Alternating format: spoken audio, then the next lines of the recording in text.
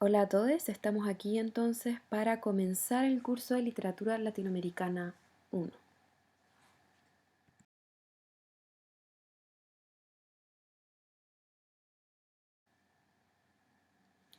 Como ya dijimos anteriormente, en esta unidad vamos a estudiar la invención de América. Pero para entender la invención de América o cómo el hombre europeo inventó e imaginó este territorio, tenemos que conocer de qué maneras, desde dónde es que este hombre europeo conocía el mundo o accedía al mundo en sí mismo. ¿De acuerdo? En el texto de Layan Sanfuentes hay una cita que me parece muy iluminadora a este respecto, ya que se hace dos preguntas muy importantes. Primero, ¿qué rol cumplía el viaje en las sociedades medievales? Y cómo se construye el mundo a partir de esos viajes, ¿cierto? Una de las características que tienen los viajes, no solamente en la Edad Media, sino incluso hasta el día de hoy, es que nos ponen frente a una situación distinta, a un otro, a un espacio desconocido e inexplorado, ¿no? Estos espacios desconocidos e inexplorados son espacios a partir de los cuales se ha construido la historia de Occidente desde muy el principio. Tenemos textos como la Biblia, tenemos textos como los textos de Plinio, ¿cierto? Incluso Aristóteles y Platón, en donde se profundiza en torno al concepto del viaje y también se crea un imaginario no solamente del viaje en sí mismo, sino también del viajero y de los espacios que ese viajero o ese aventurero descubre, ¿cierto? En la medida en que va viajando. Tenemos también que tensionar la palabra descubrimiento. ¿Cierto? Eso es algo que vamos a estar haciendo a lo largo de todo el semestre. ¿Qué significa cuando nosotros decimos descubrir América? ¿No?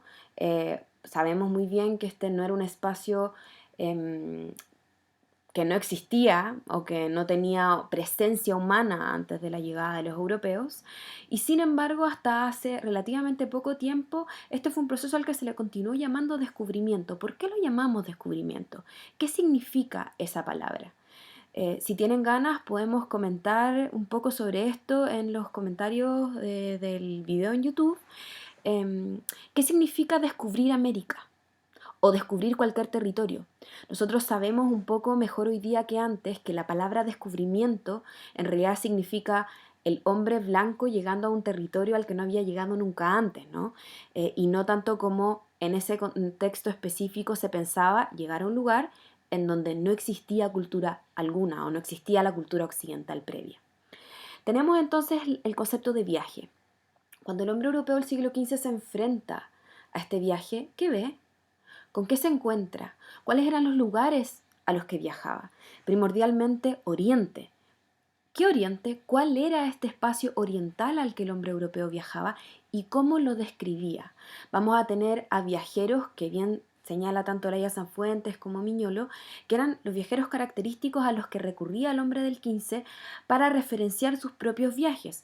Uno de los principales viajeros medievales, ¿cierto?, va a ser Marco Polo, que realiza desde muy pequeño un viaje con su padre y su tío, que pertenecían a la orden de los dominicos, ¿cierto?, hacia Oriente, es decir, hacia las tierras de China principalmente, para, siguiendo un poco la ruta de la seda y descubriendo estos espacios culturales, artísticos, eh, políticos, ¿cierto? Muy diferentes a los que, también religiosos, a los que se conocía previamente. ¿Qué significa entonces descubrir un espacio diferente? Acolaya Sanfuentes dice que el hombre europeo tenía básicamente dos formas de descubrir un espacio en el que no había estado nunca antes. Primero, explicárselo a sí mismo a partir de la idea preconcebida de estos espacios que tenía em, gracias a sus lecturas de textos anteriores. Estos textos anteriores podían ser desde la Biblia hasta los mismos relatos de Marco Polo, como ya comentamos. O también otro mecanismo era el de explicarse este territorio a partir de em, su propio conocimiento del mundo que lo rodeaba. ¿Cierto? Eso es algo que vamos a estar conversando a lo largo de todo el semestre, cómo nosotros le otorgamos al espacio, a este espacio distinto, a este espacio nuevo, otro, le otorgamos y le imponemos los significantes de lo propio. Entonces acá Olaya Sanfuentes identifica estos dos espacios donde lo desconocido va a verse siempre a través del lente de lo conocido. Pero ¿qué es eso desconocido?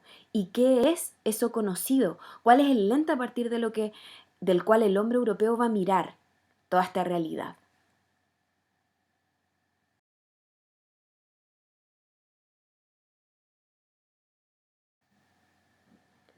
Acá tenemos un mapa de cómo se pensaba que era el mundo en 1490. Muy diferente a un mapa mundi contemporáneo, ¿no creen?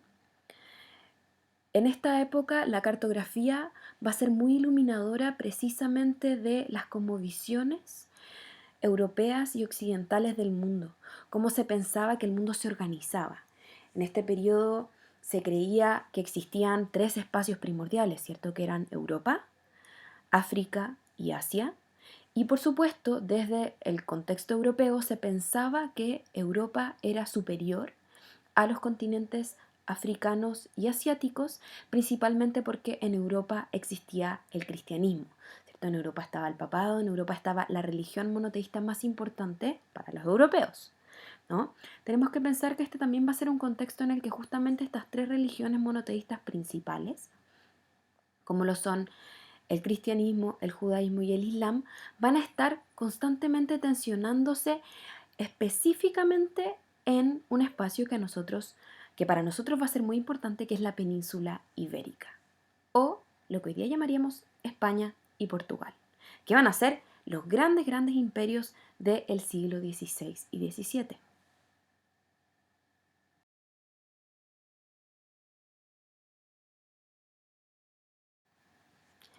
El descubrimiento de América va a implicar una gran crisis en el axis mundis del periodo. Pero antes de pasar por esa crisis, ¿cómo se organizaba el mundo medieval y qué estaba ocurriendo durante el siglo XV para que ese Axis Mundis entrara en crisis? Les recomiendo que escuchen la canción Axis Mundis de Alex Banter, que es muy buena. Em, Dentro de Europa, durante la Edad Media nosotros sabemos que existían a grandes, grandes rasgos lo que nosotros llamábamos estados feudales, ¿cierto?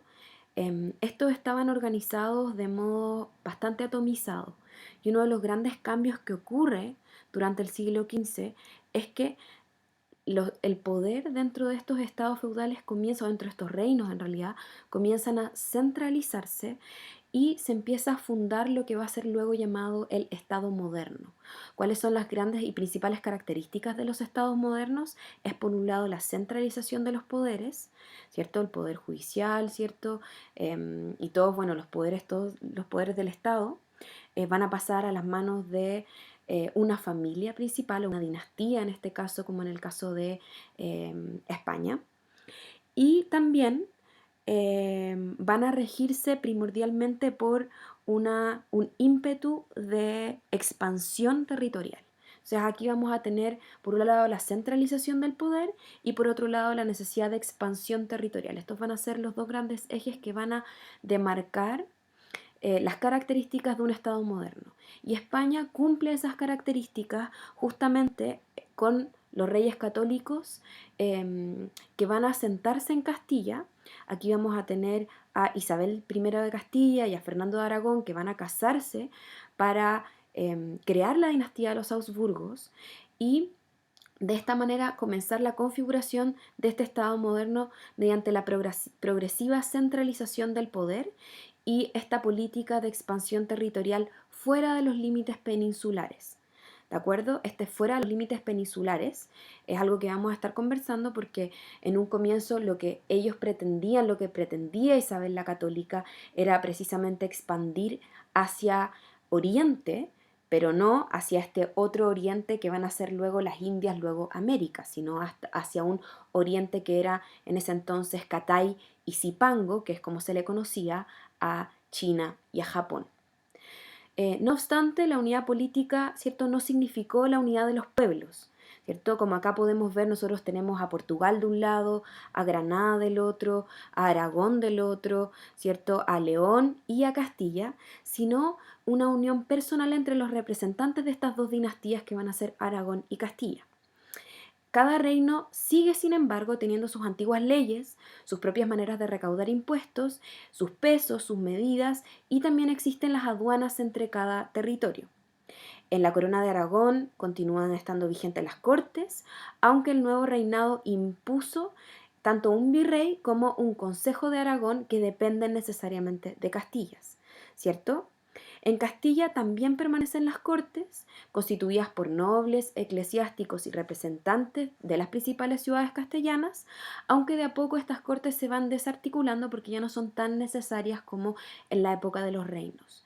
Es sumamente importante conocer que existe siempre una gran tensión entre los reinos de Castilla y el reino de Granada, justamente porque en Granada hay una presencia de comunidad musulmana que luego va a ser expulsada de la región. Ya todo esto va a ocurrir durante el siglo XV y es muy importante que entendamos que justamente es en este periodo en el que este Estado medieval empieza a desarticularse para pasar a esta nueva conformación de Estado centralizado que va a encontrar quizás su mayor apogeo en lo que nosotros vamos a después conocer como las Cortes francesas con Luis XIV, el Palacio de Versalles, donde va a haber una completa desarticulación de los reinos feudales y se va a llevar a una completa centralización del poder en un solo lugar y en donde las cortes van a dejar de tener un poder político, territorial importante y van a empezar a tener otro tipo de poder y ese poder va a ser un poder intelectual, un poder cultural, un poder literario, como vamos a ver a lo largo de este curso.